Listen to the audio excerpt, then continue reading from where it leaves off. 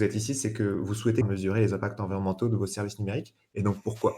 Souvent, c'est de la réduction de l'impact environnemental, de l'éco-conception derrière. Parfois aussi, ça peut être, on fait de la mesure pour aller choisir son service ou son produit. Donc, typiquement, tu peux évaluer les impacts environnementaux pour choisir de prendre tel ou tel modèle plutôt. Par exemple, un de nos clients chez The Green Companion, ils ont eu toute une démarche pour choisir quel était l'équipement qu'ils allaient mettre en fonction de la consommation électrique. Donc, ils avaient fait plein de mesures pour savoir sur leur usage exact quel était l'appareil qui consommait le moins. Donc, il peut y avoir beaucoup de raisons en réalité. Et la prochaine question, qui est très philosophique, est-ce qu'on peut améliorer ce qu'on ne mesure pas? Il n'y a pas de bonne réponse. Enfin, il n'y a pas de mauvaise réponse non plus, du coup. La question de quoi mesurer, puisque quand on parle des impacts environnementaux, il y a tout le monde qui se rue généralement vers un indicateur quasi unique, qui est le climat, le carbone. Je suppose que vous le connaissez. Ce serait quoi les autres indicateurs? C'est quoi les impacts environnementaux de manière plus large que le climat? Bah, l'eau, non? L'indicateur Voilà. hydrique. Oui, tout à fait, l'eau. Vous avez sûrement entendu parler des limites planétaires, les 9 limites. Donc ça, c'est assez chouette hein, pour avoir un panorama sur l'ensemble des impacts qu'ont les activités humaines sur l'environnement. Je suppose que vous avez déjà dû voir un graphique similaire. Voilà, avec notamment le changement climatique dont on parle, la biosphère, donc évidemment hein, l'érosion de la biosphère qui est quand même assez importante. Le problème, en fait, c'est que quand on regarde notamment le changement climatique, ce qui nous intéresse, c'est à quel point la planète se réchauffe. Et donc, le bon indicateur pour savoir à quel point là, on réchauffe la planète, c'est ce qu'on appelle le forçage radiatif. Si vous avez fait une fresque du climat, je suppose que vous savez de quoi je parle. Le problème, quand on mesure le forçage radiatif, c'est qu'on ne sait pas d'où ça vient. On mesure, voilà, on aurait pu faire ça aussi en mesurant la température, mais elle est un peu trop volatile. Donc, on le fait plutôt avec le forçage radiatif. Voilà, mais on se dit, OK, on a 3 watts par mètre carré de réchauffement, ou je donne des chiffres au hasard, mais savoir d'où ça vient, comme ça, c'est complexe. Ça l'est encore plus quand on parle de biodiversité. Savoir qu'il y a 4 espèces qui se sont éteintes, en trouver les causes et dire qui c'est juste en regardant le nombre d'espèces qui se sont éteintes, c'est quelque chose qui est difficile. Et ça, c'est le problème, enfin, c'est la limitation plutôt de cette démarche qui est orientée problème.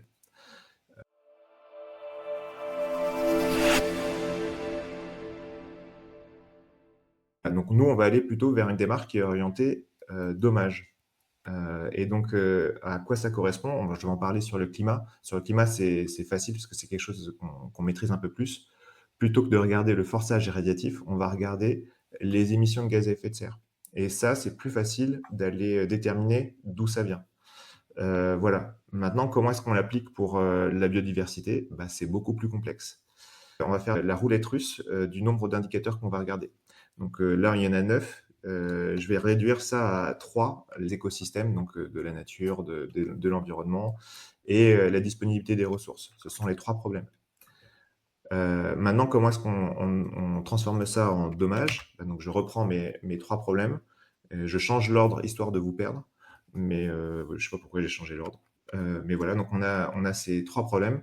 Et donc derrière, on se dit, c'est quoi le problème de disponibilité des ressources? On voit qu'il y a les ressources énergétiques, les ressources plutôt de métaux et de minerais. Pour les écosystèmes, on peut impacter les écosystèmes différents, hein, terrestres, marins, eau douce. Et la santé humaine, il existe plein de manières en fait d'avoir des problèmes de santé liés à des maladies, à de la malnutrition et ainsi de suite. Et maintenant, c'est quoi les impacts des activités humaines sur ces choses-là? Donc là, je vais pas vous les donner toutes, il y en a 16, dont notamment en plein milieu le changement climatique, donc qui est en jaune parce qu'il affecte à la fois les écosystèmes et la santé humaine. Donc ici, il y a beaucoup d'indicateurs. Je pense que ceux-là, par exemple, typiquement les 4 au centre, vous les connaissez, hein, utilisation des sols, utilisation de l'eau, toxicité de l'eau, voilà, c'est des choses que vous connaissez. Après, il y en a d'autres qui sont un peu plus obscures, j'ai envie de dire, l'eutrophilisation, par exemple. Je ne vais pas passer beaucoup de temps à les expliquer. Si ça vous intéresse, je vous ai mis un lien un peu plus haut qui explique ça, chacun des 16 critères. Nous, on ne va pas s'occuper des 16 critères. Pourquoi? Eh bien, en fait, dans le numérique, il y a plein de critères qu'on ne va pas regarder. Déjà, il y a tous les critères où, en fait, nos données, elles sont pas assez matures. Il faut quand même se dire, hein, le numérique, c'est un milieu qui est extrêmement, complexe et aller chercher, toutes les informations, c'est quelque chose qui est pas simple et là, c'est un petit crève-cœur parce qu'il y a des données qui sont extrêmement pertinentes pour le numérique, mais qui sont pas encore assez, matures, notamment sur, l'eau. Alors l'écotoxicité de l'eau, ça commence à être, plutôt pas trop mal. Je pense qu'on va bientôt pouvoir le juger comme étant un indicateur fiable. Mais l'usage de l'eau, voilà, il y a beaucoup de personnes qui en parlent, mais ils ont généralement pas les mêmes méthodologies et quand on utilise la méthodologie, j'ai envie de dire, qui fait le consensus, la méthode AWARE, en fait, comme elle a été acceptée assez récemment, les données sont encore un peu, limitées. Je passe sur les autres, mais donc du coup, ça fait au moins ça de moins à les regarder. Il y a aussi des indicateurs où le numérique n'a pas un impact énorme. Voilà, l'eutrophisation, l'approvisionnement de l'ozone stratosphérique, qu'on appelle plus vulgairement le trou dans la couche d'ozone. Voilà, toutes ces choses-là, c'est peut-être intéressant de les avoir sur le radar, mais s'ils ne sont pas là, c'est pas trop grave parce que le numérique, normalement, n'a pas un impact énorme sur ces sujets-là. Et donc, il nous reste plus que 6 indicateurs qui sont vraiment pertinents pour le numérique. Qui sont donc l'utilisation des ressources fossiles et uranium. En fait, c'est des ressources énergétiques non renouvelables. L'utilisation des métaux et des minerais, donc là forcément, c'est quelque chose qui est central dans le numérique. L'acidification, même si en Europe on fait les choses bien à l'échelle mondiale, il peut y avoir des vrais problèmes à ce niveau-là. Changement climatique, je pense que vous êtes vaguement au courant de ce que c'est. Les radiations ionisantes, donc ça c'est notamment avec le nucléaire, sont des radiations qui sont créées. Et là, il y a un vrai débat en fait, hein. Est-ce que c'est un sujet ou est-ce que ça l'est pas? Il n'y a pas de consensus.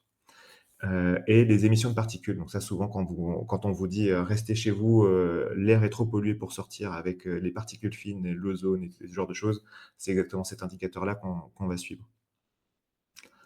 Ça vous parle, tous ces indicateurs? Vous les avez déjà vus? Il y en a qui sont nouveaux? Ouais, carrément, ouais, ça me parle. Ouais. Environmental footprint, désolé pour l'accent, qui est un petit peu les normes, j'ai envie de dire, à plus haut niveau. Et ensuite, on a des normes qui dépendent du produit ou du service qu'on est en train de vérifier. Donc, il y en a pour les services numériques, il y en a pour les systèmes d'information, pour les FAI, pour le cloud, pour la téléphonie, bref, il y a des règles. Et ces règles, en fait, elles sont souvent assez strictes. Typiquement, je vous avais dit, hein, dans un SI, on a le droit d'exclure les claviers et les souris. Alors, on n'est pas obligé de prendre en compte les emballages des ordinateurs des postes des différentes personnes. Pareil pour les chargeurs. Quand on vient mesurer les services numériques, on est obligé de vérifier au moins 5, moi je vous avais parlé de 6 indicateurs, dans le PCR ils en demandent au moins 5. Donc ils font partie des 6 que je vous avais proposés plus tôt. Voilà, il y a plein de choses, et notamment dans un système d'information, on se rend compte qu'on commence à mesurer aussi des choses qui ne font pas partie de numérique. Les déplacements du personnel de la direction des systèmes d'information, il faut les prendre en compte, alors que c'est pas du tout quelque chose de numérique. Pourtant, ça fait partie du système d'information et donc des outils numériques qui sont proposés au sein de l'entreprise. Et donc tout ça, ça permet de s'assurer qu'il y ait quelque chose qui soit relativement homogène au niveau des mesures. C'est relativement important parce que, à peu près tous les outils se basent généralement sur, les règles proposées, par le PEF, PCR, appelez ça comme vous voulez. On arrive sur la troisième étape qui est, l'évaluation des impacts, et donc, là, c'est une règle, tellement simple qu'elle va en devenir quasiment impossible à gérer. Les impacts, c'est on multiplie l'inventaire par, les règles d'allocation, donc c'est-à-dire, quel est le pourcentage, d'emploi de ce matériel pour, notre service, multiplié par les facteurs d'impact. Donc là, généralement, on se base sur des énormes bases de données. Donc typiquement, je parle des ordinateurs de cette formation. En réalité, c'est vraiment difficile d'avoir la consommation, notamment des postes de travail, parce qu'ils sont sur batterie. Et donc, tu as beau mettre un wattmètre sur ton chargeur, ça correspond pas forcément à l'usage réel. Donc, c'est quelque chose qui est pas facile à faire, sauf si tu le fais sur des longues périodes. Euh, donc, c'est quelque chose qui est envisageable.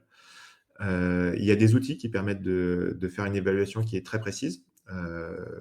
Typiquement, un Green Spector, il permet d'avoir ce genre d'informations, mais c'est des outils qui sont pas faciles d'accès. Le plus souvent, sauf cas particulier, où tu as besoin d'informations très précises sur la consommation électrique, tu te bases sur une consommation électrique moyenne d'ordinateur. Après, Mmh. si c'est ton impact, ta source d'impact principale, Mmh. c'est clair qu'il faut trouver des méthodes plus précises. J'enchaîne. La dernière phase, c'est la phase d'interprétation. Donc et elle est souvent bâclée, j'ai envie de dire. La première chose à faire, c'est vérifier qu'on est à peu près cohérent. S'il n'y a pas un fois 1000 qui est resté à un endroit et qui donne des résultats qui sont complètement aberrants. Donc, il faut avoir une phase critique. Et une fois qu'on a fait ça, il faut faire ce qu'on appelle une analyse de sensibilité. Et donc, c'est là où il faut confronter toutes les hypothèses qu'on a pu faire. Donc là, plus on en a fait et plus l'analyse de sensibilité elle va être compliquée. Donc, typiquement, dans la formation, là, j'ai dit, j'estime que tous vos ordinateurs, ils ont 5000 heures de durée de vie au total. Eh bien, c'est quoi l'intervalle de confiance que je me donne? Est-ce que ça change du tout au tout si, en fait, vous êtes plutôt à 4000 heures? Est-ce que ça change du tout au tout si, en fait, vous arrivez plutôt à 10 000 heures de durée de vie totale sur vos ordinateurs? Et si je me rends compte que en vrai, ça a un gros impact sur le résultat final, l'hypothèse que j'ai prise dans l'intervalle de confiance, eh bien, il est attendu que je vienne trouver une manière d'étayer mon hypothèse. Donc, typiquement, je vous enverrai un mail en disant votre ordinateur, vous pensez qu'il aura quoi comme durée de vie au total? Et comme ça, je pourrais baquer un peu l'hypothèse que j'ai faite sur des informations qui sont plus pertinentes. Une fois qu'on a fait ça, on peut faire ce qu'on appelle un contrôle de cohérence ou un benchmark. Donc, on se compare avec d'autres outils similaires pour vérifier, alors d'une part pour vérifier si on est dans les mêmes ordres de grandeur, et d'autre part pour donner un petit peu de relief aux chiffres qu'on a trouvés et se comparer un peu avec des choses qui sont similaires. Derrière des équivalences, les kilos CO2 équivalents, ça commence à parler, je pense pour la plupart d'entre nous.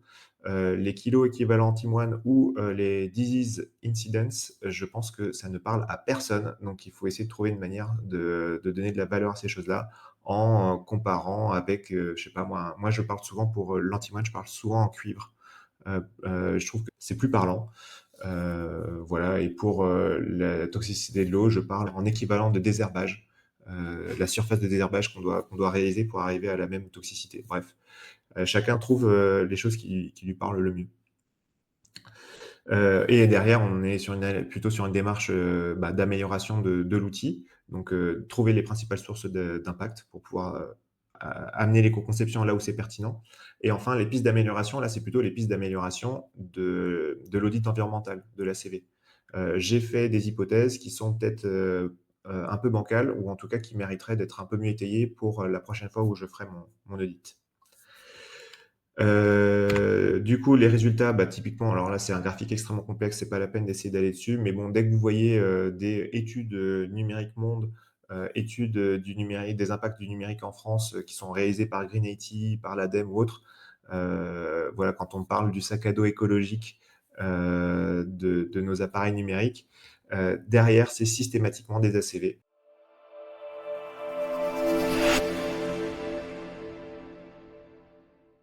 On est parti donc sur les outils. Donc l'idée, c'est vraiment de systématiquement mesurer l'ensemble d'un service numérique, hein. Donc là, vous connaissez les 3 tiers, hein, réseau, serveur et équipement numérique.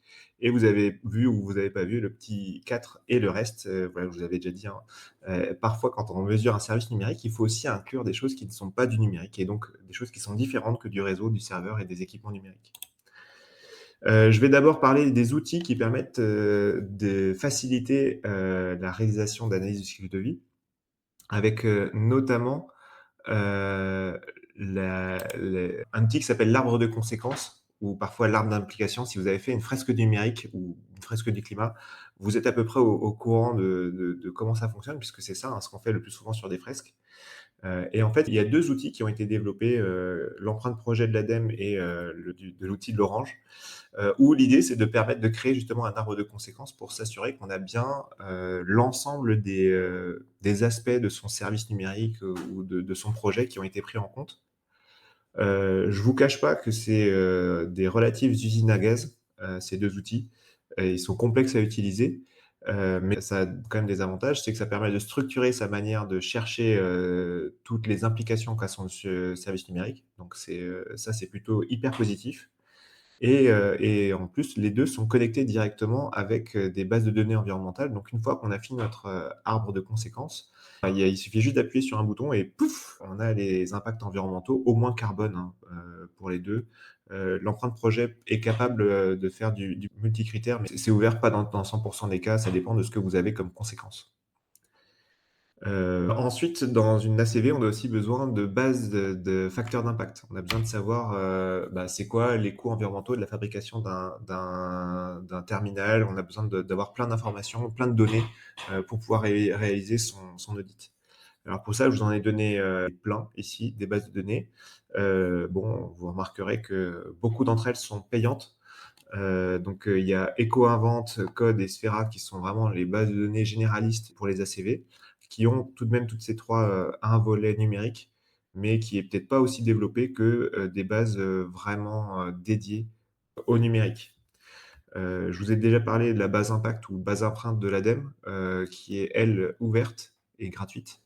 Vous pouvez trouver, l'ensemble des critères, il y en a une centaine, hein, normalement, des impacts sur le site de l'ADEME. Dans les ACV spécialisés, on a vraiment 2 acteurs qui ont leur indice de confiance, qui sont, Resilio et Negaoctet. Ce sont les 2 bases de données les plus fournies sur les impacts environnementaux du numérique. Bon, malheureusement, vous remarquerez que c'est aussi, 2 bases de données payantes et qui plus est, c'est loin d'être gratuit, hein. C'est des bases de données qui sont extrêmement, coûteuses. Resilio, je crois qu'il y a un abonnement mensuel, qui doit être à plusieurs centaines d'euros par mois, quelque chose comme ça. Negaoctet, il faut payer la base de données en one shot et ce sera, entre 10 000 et 100 000 euros. Donc même pour un indépendant, c'est quand même quelque chose qui est très coûteux. C'est pour ça que, on a souvent tendance à vouloir se rapatrier vers d'autres solutions et donc il y a notamment, Boavista qui propose toute une base de données DataVista qui est libre, où ils viennent, réunir toutes les informations qu'ils ont pu trouver au sein d'une même base de données.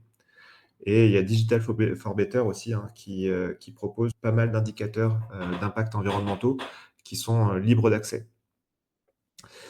Et après, chose qui peut être intéressante, on a quand même une maturité sur le climat qui est largement supérieure, par rapport aux autres indicateurs environnementaux. Et donc on a des bases de données qui sont généralement plus faciles d'accès et plus complètes quand on parle uniquement carbone. Je vous en ai donné quelques-unes et avec notamment, un petit remerciement pour Resilio qui a rendu une bonne partie de sa base de données, en tout cas sur les impacts carbone, ouverte. Et donc ça permet d'aller directement, vérifier les impacts carbone, de la fabrication de tel ou tel appareil. Et ça, c'est plutôt chouette de leur part.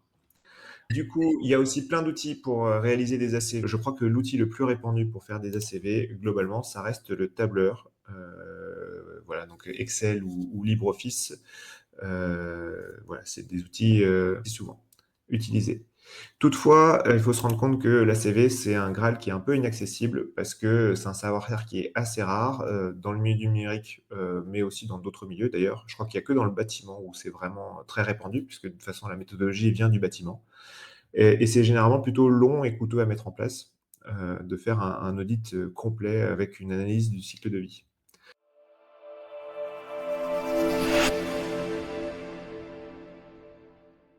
Du coup, forcément, on va en arriver à des solutions alternatives.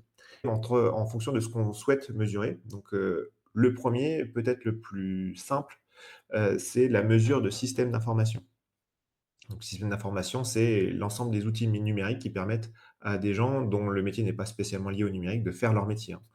Heu, et donc en fait, pour, réaliser, ces audits environnementaux de systèmes d'information, il y a plusieurs méthodes.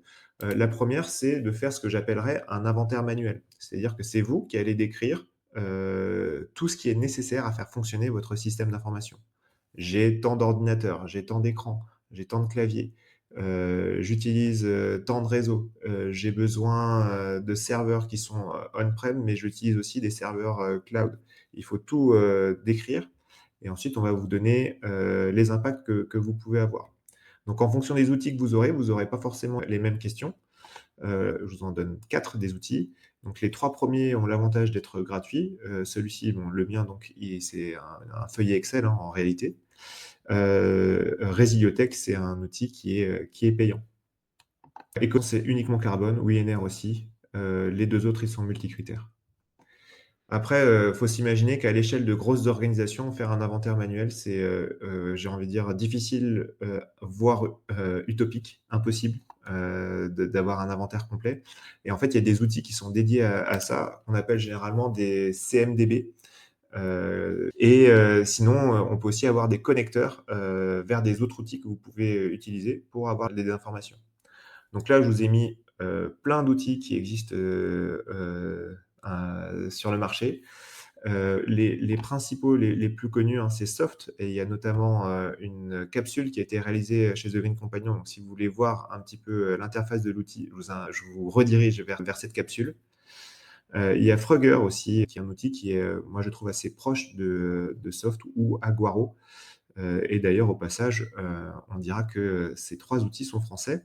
D'ailleurs, dans la slide précédente, bah, les trois ici sont français, celui-là, il est suisse. Voilà, d'ailleurs, Resilotech, on le retrouve ici aussi parce qu'on peut faire l'inventaire de manière manuelle ou on peut aussi le faire avec des connecteurs.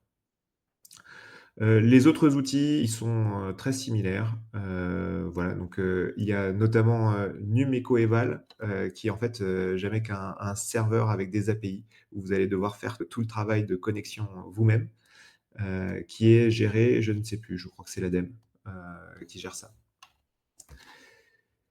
Dynatrace, d'ailleurs, c'est aussi une CMDB qui propose du coup un module empreinte carbone.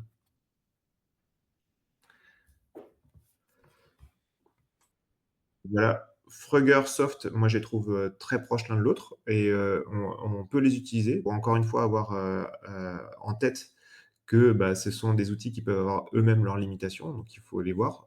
Resilio, vraiment, là, t'es en fait, t'es un peu entre les deux mondes, puisque tu peux vraiment aller, toi, voir toutes les informations une à une, et puis vraiment avoir une interface qui soit très abordée multicritères.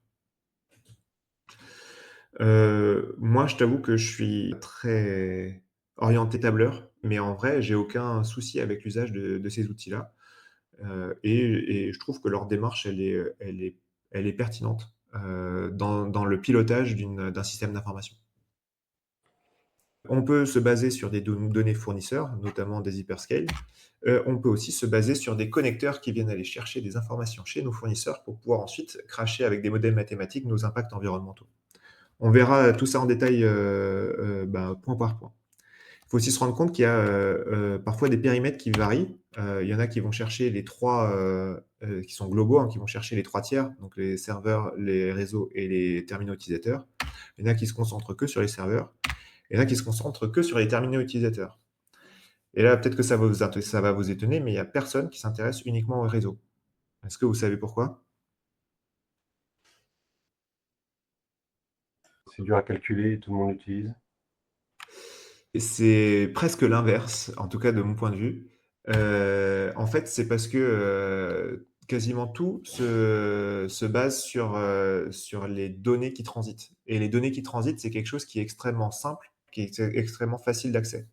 Et donc, baser tout un outil sur la mesure des impacts réseau, bah, c'est un outil qui est un peu simpliste parce qu'il suffit d'avoir un petit peu les ABAC qui sont notamment très bien fournis par cette étude que je propose là. C'est pour ça qu'on voit cette couverture. C'est un rapport de l'ADEME qui vient vous dire, bah, voilà, l'empreinte environnementale, eh bien, voilà comment on peut le modéliser. Et donc, là-dessus, ce que propose de faire l'ADEME, c'est de se dire, OK, en fait, il faut regarder déjà si c'est un réseau fixe ou un réseau mobile, parce que on n'aura pas les mêmes impacts environnementaux en fonction de ces deux types de réseaux. Et il faut aussi regarder le nombre d'abonnements et l'usage. Et alors ça va peut-être vous paraître un peu bizarre, parce que de manière générale, le plus souvent, on modélise ça uniquement avec l'usage. Mais en réalité, la contrainte environnementale, c'est que pour le réseau fixe, il y a une très grosse partie qui se réalise de manière fixe au nombre d'abonnements. Le fait de relier un logement au réseau Internet, ça a un coût de base qui est extrêmement important. Et d'ailleurs, de manière générale, votre box Internet, elle va consommer de manière permanente et de manière quasiment décorrélée de votre usage. C'est pour ça que c'est important de prendre le nombre d'abonnements en compte. Après, quand on regarde un service numérique, admettons que vous avez 10 000 personnes qui viennent se connecter sur votre site, bah, vous n'allez pas, assumer l'ensemble de l'abonnement. Vous allez prendre qu'une partie, qu'une portion et la question, c'est comment est-ce qu'on fait l'allocation? Et l'allocation, de manière générale, on la fait plutôt au prorata des données consommées et donc du coup, on vient rediviser l'abonnement par les nombres de données, donc au final, on n'utilise que les données. En tout cas pour les services numériques. Pour les systèmes d'information, c'est moins vrai parce que vous pouvez avoir un nombre d'abonnements qui est différent. Si on reprend cette modélisation qui est proposée par l'ADEME, là on se rend compte dans le réseau fixe, eh ben, on se rend compte qu'à partir du moment où on est raccordé, on a nos 50 kg équivalent CO2 réalisés par an. Et ensuite, en fonction du volume qu'on a utilisé, on se rend compte que ça augmente finalement pas beaucoup. Même si on arrive à des 10 téraoctets utilisés dans l'année, on arrive péniblement à 70 kg. Donc pas beaucoup plus que si on n'a rien utilisé du tout. À l'inverse, on a le côté mobile où l'abonnement finalement il vient pas compter pour beaucoup, alors que l'usage en données, en fait, les impacts environnementaux liés au réseau mobile, ils sont vraiment presque proportionnels à la quantité d'usage. Et voilà, et donc si on arrive à des 10 téras dans l'année, et ben, on vient exploser le plafond avec plus de 130 kilos pour son abonnement mobile. Et bah, ce qui nous intéresse, c'est l'endroit où se croisent les deux droites. Elles se croisent environ à 4 téraoctets. Donc, ça veut dire que tant que vous êtes en dessous de 4 téraoctets et que votre appartement n'est pas raccordé, c'est souvent plus pertinent d'aller sur des offres mobiles en fonction de votre consommation de données. Question quiz, d'après vous, c'est quoi une consommation de données moyenne pour un abonnement fixe en France? Est-ce qu'on est plutôt au-dessus ou est-ce qu'on est plutôt en dessous de ces 4 téras? D'après l'étude, précédemment citée, l'étude de la moyenne, nationale, c'est 2 300 gigaoctets, donc 2,3 téras environ, par an. Ça paraît peu, après il faut se rendre compte qu'on n'a pas des usages moyens aussi, hein.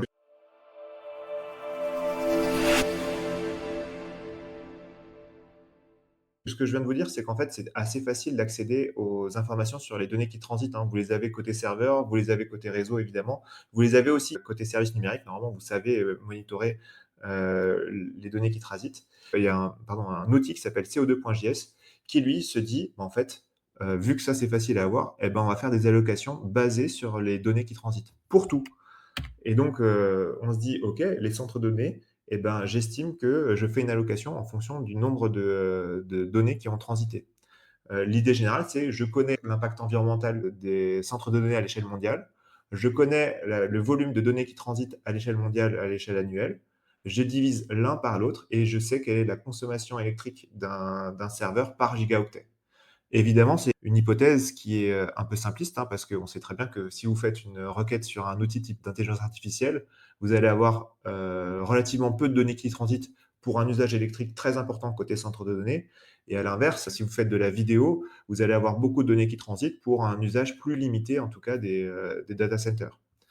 Mais ils se disent que, à une échelle assez importante, ça peut fonctionner et puis ça donne un outil, qui est plutôt facile à utiliser puisque, ben, comme son nom l'indique, CO2.js, c'est un JavaScript que vous pouvez directement inclure sur votre site et donc, juste en appliquant quelques lignes de code, vous avez directement vos impacts environnementaux carbone, voilà et ils le font, pour les centres de données, pour le réseau, pour, les terminaux utilisateurs, à l'usage et à la fabrication. Vous avez vraiment tout.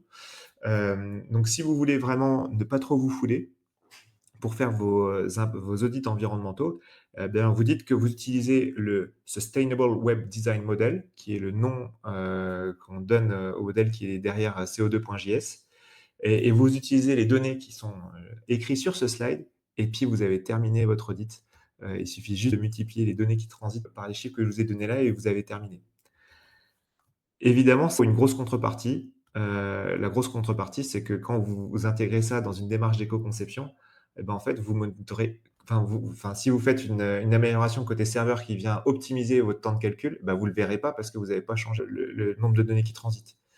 Si vous venez faire une démarche, du style, j'ai minifié, un CSS, ce qui est intéressant, hein, mais ce qui n'a d'impact finalement que sur le réseau, et ben, vous allez vraiment amplifier, les impacts environnementaux de votre démarche de minification, qui est intéressante somme toute, mais qui va être, reporter même sur la fabrication des terminaux utilisateurs, alors que ça n'a aucun impact à ce niveau-là normalement. Donc, utiliser CO2JS, pourquoi pas, en tout cas, mais l'utiliser dans une démarche d'éco-conception, ça me paraît extrêmement dangereux parce que ça ne vient mesurer qu'une seule chose. Il y a un autre outil qui a à peu près la même promesse que CO2.js, c'est Happy Planet. C'est la même promesse dans le sens où c'est un JavaScript qu'on vient poser sur le site internet un petit peu à l'image d'un outil analytics, hein, comme un Google Analytics ou autre. Et ils ont cette démarche vraiment, c'est pour ça que j'ai mis cette balance entre les impacts environnementaux et la valeur utilisateur, parce que leur outil, il vient vérifier les deux. Il vient vérifier quelle valeur en termes de utilisateur vous apportez, en termes de confort d'usage, en termes de conversion et ce genre de choses, et ils mettent ça en balance avec les impacts environnementaux. Et pour mesurer les impacts environnementaux, eux, ce qu'ils font, c'est qu'ils viennent regarder le nombre de sessions sur chacune des pages, la localisation évidemment, pour savoir quelle est l'électricité qui a été consommée, quels sont les terminaux qui ont été faits, quels ont été les transferts, donc à quel point on a sollicité le réseau. Et pour les impacts côté terminaux utilisateurs, ils regardent plutôt la durée de session que les données qui transitent. Le type de réseau, évidemment, je l'avais dit, hein, c'est important de différencier le réseau fixe par rapport au réseau mobile. Bon, voilà. Et donc, ils peuvent avoir vraiment une modélisation qui est extrêmement pertinente côté terminaux utilisateurs et côté réseau. Par contre, côté centre de données, ils n'ont rien du tout parce que tout est côté utilisateur. Et donc, ils sont obligés de se baser sur des données déclaratives. Alors, ils ont un modèle en mode boîte noire qui vient essayer de prédire ce qui se passe, mais sinon, c'est à vous de dire, OK, en fait, j'ai tant de serveurs que je sollicite avec tant de charges CPU et ainsi de suite. Et de là, ils vont en déterminer l'ensemble de vos impacts sur les 16 critères environnementaux que je vous avais montrés précédemment et en suivant le plus possible la méthode RCP que j'avais présentée précédemment. Donc c'est une promesse qui est extrêmement forte et qui est pas mal intéressante. Voilà, après, il faut se rendre compte que ils prennent ce parti pris, mais qui est assez général dans les impacts environnementaux, que les impacts côté terminaux, ils sont proportionnels à la durée d'usage. Ça arrive très souvent de faire ça, mais typiquement, si vous faites des optimisations de code qui permettent de limiter la sollicitation en CPU ou autre, eh bien, vous ne le verrez pas en utilisant ce type d'outil. Ils fonctionnent aussi uniquement côté web. Ils ont un SDK pour la mesure côté application mobile, mais qui est apparemment moins poussé. Il y a une autre méthode du coup qui est de décrire son service numérique pour obtenir ces impacts. Donc l'idée, c'est comme ce qu'on avait pu faire avec le SI, où on vient dire j'ai 10 terminaux, ainsi de suite. On vient dire c'est quoi tout ce qui est nécessaire pour faire fonctionner mon service numérique. Et donc typiquement, vous allez dire ok, j'ai tant de serveurs sollicités avec tant de charges CPU ou tant d'électricité. J'ai X milliers d'utilisateurs qui restent tant de temps sur le site. On vient répliquer un modèle très proche de ce qui est proposé par Happy Planet, mais là, plutôt que d'avoir un outil qui vient automatiser la collecte d'informations, c'est vous qui faites toutes les déclarations. Voilà, donc je vous en donne deux. Il y a eFootprint qui est proposé par Boavista et mon ACV numérique. Il y a un reproche moi que je pourrais faire à mon ACV numérique, c'est qu'il est un peu trop simpliste. Oui. C'est-à-dire que typiquement, quand vous allez décrire au serveur, vous avez que le choix entre S, M et L. Pareil pour la qualité de vos pages. Vous dites si c'est des petites, des moyennes ou des grandes, mais c'est très macro. Donc, pourquoi pas utiliser cet outil dans une première approche pour vérifier de manière générale où vous en êtes. Mais c'est vrai que sa simplicité, c'est aussi sa faiblesse, c'est que du coup, on a des analyses qui sont parfois un peu pauvres. J'enchaîne avec une autre méthode qui est de faire des scénarios sur des bancs de tests. Donc, l'idée, c'est que vous allez décrire des scénarios de test un peu à la méthode des tests automatisés. Ici, on va reproduire un parcours utilisateur et on le joue sur un banc de test qui est propriétaire chez GreenSpector et qui va vérifier la consommation électrique du terminal. Et donc, ça permet de vraiment vérifier à quel point notre application, elle vient consommer de l'électricité, de la batterie, d'un téléphone ou d'un laptop, hein, d'ailleurs. Donc ça existe côté terminal, mais ça existe aussi côté serveur avec Software, qui est encore un produit de Boa Vista, qui vient faire la même démarche. Donc, il faut décrire un scénario utilisateur, mais par contre, lui, il va vérifier quelle est la consommation électrique côté serveur. Donc, bon, ce ne sera pas votre vrai serveur physique, puisque ce sera un serveur de test. Ce sera le serveur sur lequel tourne la CI. Donc, ça ne va pas vous donner votre score réel d'impact environnementaux, mais en tout cas, c'est un bon indicateur pour piloter votre éco-conception. Parce que si vous avez fait une amélioration, une optimisation de code, vous allez la voir. Donc, c'est top pour l'éco-conception. C'est peut-être moins pertinent dans l'approche d'évaluation générale de votre service numérique. Alors là, vous avez vu la pléthore de logos que je vous ai mis. C'est la mesure de site web. Donc là, c'est les classiques où vous rentrez une URL du site et puis ça va vous donner plein de résultats sur votre site web. Donc ça marche uniquement évidemment côté web. Le plus connu, c'est l'éco-index là au milieu. Mais en vrai, il y en a beaucoup d'autres qui viennent vous donner des scores. Alors, à part les deux en bas à droite qui sont Lighthouse et GTmetrix qui sont plutôt orientés performance, tous les autres sont vraiment orientés environnement. Alors, il y en a certains qui sont vraiment simplissimes et qui sont là plutôt pour mettre en avant leur marque pour vendre ensuite des produits où ils font juste tourner un CO2JS ou autre. Il y en a qui sont parfois un peu plus évolués. Voilà, je viendrai expliquer un petit peu plus en détail le fonctionnement d'EcoIndex, mais je peux parler par exemple de Green Tracker où là ils viennent vraiment chercher beaucoup d'indicateurs différents pour évaluer les impacts environnementaux d'un site internet. C'est assez pertinent comme démarche, mais très boîte noire, donc difficile d'évaluer si c'est fiable ou pas. Moi, si je devais en retenir trois, j'en retiendrai un, en fait. Je retiens quasiment que l'éco-index. Je trouve que de toute façon, l'analyse par URL, elle est pauvre, quoi qu'il en soit. Et quitte à ce qu'elle soit pauvre, j'aime autant qu'elle soit transparente. Il y a un truc qui est intéressant quand même sur l'éco-index, c'est qu'il y a le site web qui est bien connu, où vous pouvez mettre une URL et ça vous donne le score. Il y a le plugin sur les navigateurs qui permet d'aller beaucoup plus vite. On peut le faire fonctionner aussi dans les intégrations continues, donc ça permet d'avoir des analyses périodiques. Et il y a aussi la génération de rapports qui est possible à faire avec leur outil. Allez, je vais vous montrer juste à quoi ça peut ressembler un rapport. J'ai utilisé un outil qui vient te pondre directement un rapport, donc HTML ou PDF. Et donc là, en fait, tu donnes un site. Donc on peut voir les scores. Donc on voit, en gros, il dit il y a un peu plus de 100 pages qui sont en score B, et une grosse partie en A, et puis il y en a qui sont beaucoup plus bas. Donc ça permet d'avoir une visibilité sur l'ensemble de ces assez rapidement. L'analyse doit prendre entre 5 et 10 minutes en fonction du nombre de pages. Et donc là, typiquement, il vient dire super, ta meilleure page, c'est la 404. Mais il y a des pages qui ont plutôt des très bons scores. Et puis à l'inverse, il y a des pages où il y a beaucoup de contenu et des tailles de pages qui sont importantes et donc du coup qui sont peut-être intéressantes à aller voir. Pour moi, ces outils-là, c'est vraiment ça leur force. C'est la simplicité qu'ils ont dans leur usage qui permet d'aller vérifier des très larges panels de pages.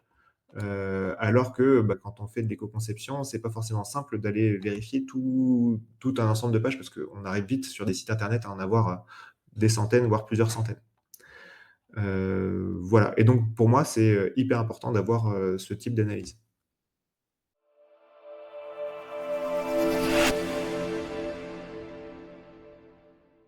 Une autre méthode, c'est d'installer un petit plugin côté serveur pour connaître la consommation électrique du serveur. Donc là-dessus, le plugin le plus connu, c'est Scaphandre, qui a été proposé par Hublot, qui est open source. Ça marche pas sur les clouds, hein, ces trucs-là. Ça marche que sur du bare metal ou du on-premise. Il y en a plein, des outils. Je pense qu'ils fonctionnent plus ou moins bien en fonction du serveur que vous avez. Donc ça peut valoir le coup d'aller vérifier les autres. Je vais peut-être mettre un petit peu en avant EasyVirt, qui a une fonction un peu différente des autres. EasyVirt, le principe, c'est que vous mettez en place une machine virtuelle où vous installez leur logiciel, donc qui est complètement décorrélé des autres, et qui vient aller ensuite interroger tout le matériel qui est dans son réseau. Et à dire, tiens, toi, tu as consommé combien, toi, tu as consommé combien, et ainsi de suite, et ça vient vous remettre tout ça sur un même dashboard. Donc pour que ça fonctionne, il faut que vous ayez du matériel qui soit capable de répondre à la question de combien j'ai consommé. Mais c'est souvent le cas quand même quand vous êtes sur des serveurs classiques, on-prem je veux dire. Et puis c'est vraiment hyper intéressant quand vous commencez à en avoir beaucoup. Une autre manière, c'est de décrire son infra et ça va vous donner sa consommation électrique ou ses impacts environnementaux. Donc, je vous en ai proposé 3. Green Algorithm, c'est vraiment le plus simple. Donc là, vous avez un petit questionnaire, vous dites, OK, moi j'ai mon serveur qui attend de ces putains de machin, ainsi de suite, vous répondez, et puis ça va vous donner ses impacts environnementaux. Carbonifère, c'est intéressant parce qu'il suffit de mettre votre Terraform, si vous utilisez Terraform évidemment. Donc Terraform, c'est une manière de décrire son infrastructure en code et c'est hyper utile quand on veut facilement déployer des outils. Donc si vous utilisez Terraform, vous pouvez juste passer un carbonifère dessus pour connaître ou évaluer plutôt ses impacts environnementaux. Et enfin, il y a Cloud Assess. En gros, vous décrivez votre infrastructure et ça va vous donner ses impacts. Sauf que là, derrière, la base de données, c'est la base de données Resilio. Donc, vous avez quelque chose qui est assez robuste en termes de données. Pour le cloud, il y a un truc qui est magique, c'est que tous les grands cloud providers, Azure, AWS, Google, même Carnot, proposent chacun des outils qui permettent de voir quels sont vos impacts environnementaux par rapport à leurs usages. Alors, évidemment, pour les utiliser, il faut passer outre le fait que vous aurez peu ou pas de transparence sur leur méthodologie. Typiquement, moi, quand j'avais utilisé la console d'AWS en France, on me disait que j'étais à 0 kg équivalent parce qu'ils faisaient de la compensation et qu'ils avaient des contrats d'énergie renouvelable. Voilà, les données, donc à vous de voir si vous les estimez fiables. Et surtout, ils ne proposent pas un découpage métier. C'est-à-dire que souvent, ils vont vous dire, OK, vos bases de données, elles ont émis tant ou tant de CO2, mais c'est très rare qu'ils vous permettent de vérifier à la VM près. Et typiquement, vous ne pouvez pas faire de distribution comme vous voulez. Donc, vous avez compris que je suis extrêmement dubitatif quant à ces calculatrices, pour plein de raisons que j'ai déjà évoquées.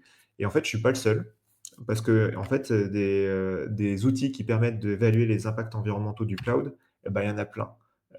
Celui qui est peut-être le plus reconnu, c'est Cloud Carbon Footprint. Donc l'idée, c'est qu'il va se connecter à vos AWS, Azure ou GCP. Il va chercher les données d'usage via des connecteurs. Parfois, ils vont se référer uniquement aux données de facturation. Mais ils ne vont pas se contenter des euros. Ils vont regarder quelles sont les machines virtuelles que vous avez utilisées et pendant combien de temps pour en établir les coûts environnementaux. Donc là, vous en avez plusieurs. Voilà, je vous ai mis en avant Cloud Carbon qui est ouvert et qui est pas mal utilisé typiquement, qui fait ce genre de choses. Il propose aussi un module sur les usages cloud et ce module, en fait, il fonctionne sur Cloud Carbon Footprint. Cloud Scanner aussi intéressant parce que Boa Vista et donc du coup il y a tout l'écosystème qui est derrière. Et puis je vous en ai mis d'autres si vous voulez voir.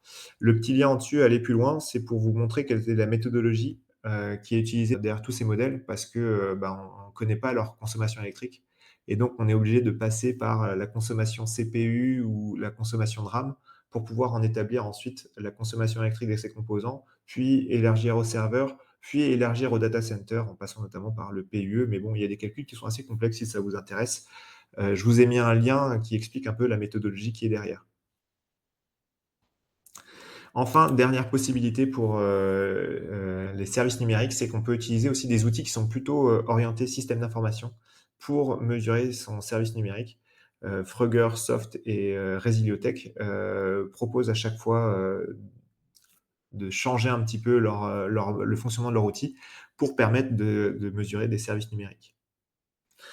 Qu'est-ce que tu appelles là du coup système d'information?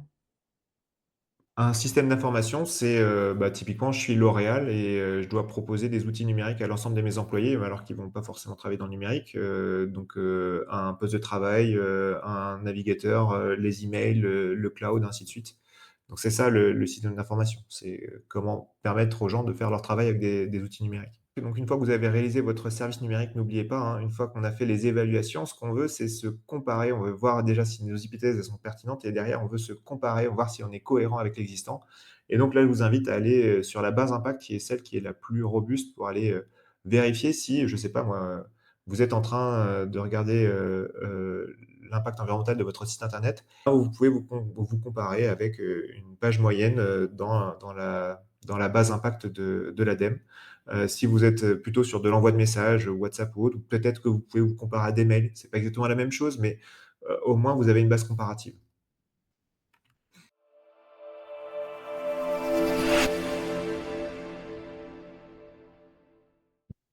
Éléphant sous le nénuphar, l'intelligence artificielle évidemment qui est en pleine émergence et donc qui vient avec son lot d'outils également. Alors déjà, il faut se dire que tous les outils type Scaphandre, donc qui sont des plugins qui viennent mesurer les impacts côté serveur, ils se retrouvent généralement un petit peu courts face à l'intelligence artificielle. Pourquoi? Parce que l'électricité, elle est souvent consommée par des GPU qui sont pas pris en compte par défaut ou pas toujours par l'ensemble des outils. Et donc, il y a eu pas mal d'outils qui ont été créés justement pour pouvoir pallier à ce problème, vérifier quelle est la consommation électrique, notamment des GPU. Donc là, je vous en donne plusieurs. Il y en a 6 ici. Celui qui est le plus populaire, c'est Code Carbone. Sinon, il y a ce que je vais appeler les leaderboards, donc ils sont là plutôt pour comparer les différentes intelligences artificielles. Ecologits, AI Energy Score et EcoPrint. Je vois pas trop la valeur ajoutée d'EcoPrint par rapport à Ecologits, c'est pour ça que je l'ai mis peut-être un peu plus petit. Ecologits, il est vraiment intéressant dans sa démarche, totalement transparent. C'est dommage que ce soit limité à la génération de texte, mais en termes de comparaison des différents outils, c'est assez pertinent comme démarche. AI Energy Score, c'est pour l'ensemble des IA génératives. Ça commence à dater un peu et c'est uniquement sur la consommation électrique. Enfin, dernier outil côté IA, on a Track Carbone, où l'idée c'est que vous installez un outil sur votre poste de travail et en fait il va agir sur proxy dès que vous utilisez des intelligences artificielles et il vient voir les prompts que vous faites et sur quels outils vous allez les faire. Et en fonction de votre activité, il va vous estimer votre empreinte carbone. Ça peut se faire à l'échelle individuelle, mais ça peut se faire aussi à l'échelle d'une organisation. Donc, vous demandez à tout le monde d'installer j'ai envie de dire mouchard, c'est peut-être un peu péjoratif, sur son ordinateur et ça vous permet de voir à l'échelle de votre organisation comment utiliser l'intelligence artificielle. Donc, ça peut être intéressant dans ce cas particulier. Pour le moment, malheureusement, le plugin, il marche que sur Mac. Donc, voilà, il faudra attendre qu'il soit disponible sur l'ensemble des plateformes.